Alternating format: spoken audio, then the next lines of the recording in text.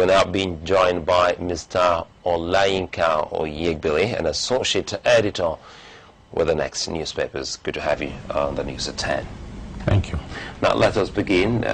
Just give us your overview of the Kenya referendum leading up to what we're seeing today. We'll recall the 2008 crisis, just as our reporter highlighted, leading up to a power sharing deal between Oyegbinle and Raila Odinga. Yeah. As a run-up to that referendum, there were fears, both internationally and even in Kenya, that the referendum may cause another kind of problem in the country. This is because it was not only the issue of what do we do. It was a case of let us review the Constitution. Let us subject it to a referendum, whether we should devolve power from the president. You know, before they have a kind of a presidential system which gives overwhelming power to the president. That was just before 2008. Yes. Now, after that crisis, they had to run around for a kind of a unity government, which they call power sharing, that look, the man that was the president then, Kibaki, who perhaps lost to Odinga, who is from a minority kind of tribe, thought that they should do a power sharing deal. Now the power sharing deal now brought about the calm in the system. Therefore, it brought about the need to review the Constitution. Let us look at what brought this problem and solve it in a way that in future we will not have this kind of problem and again. Actually, looking at the review of that Constitution led to the devolution of powers to the region. What's your take on that? Yeah, I think it is a good thing that will solve the problem of power. How is it? In such a way that the president will no longer have an overbearing power to dictate from the center to the regions.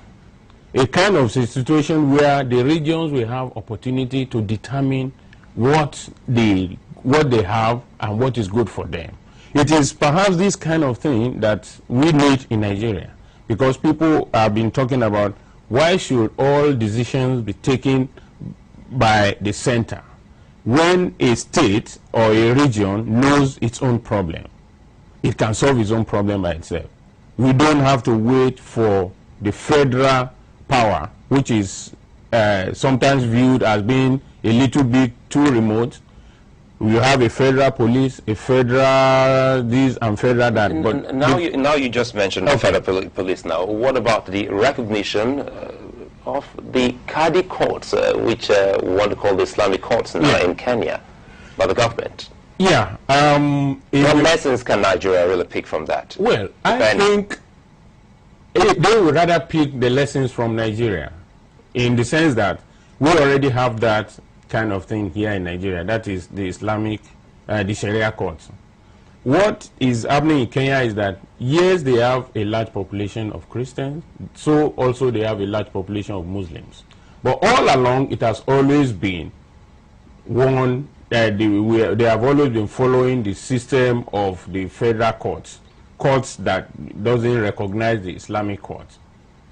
System that doesn't recognize the Islamic court. But now with this, the recognition of the Islamic courts, they now have a system where they can, if you choose to go to an Islamic court, you go, and if you choose to go to a federal court or the kind of court that we run here. But the problem there now will be, how do they manage it so that it doesn't lead into another crisis of religion? Well, just quickly before you go, how do you think the international community will view Kenya presently with this new development? Yeah, I think with this new development, they have been able to show that the country can really get over its problem.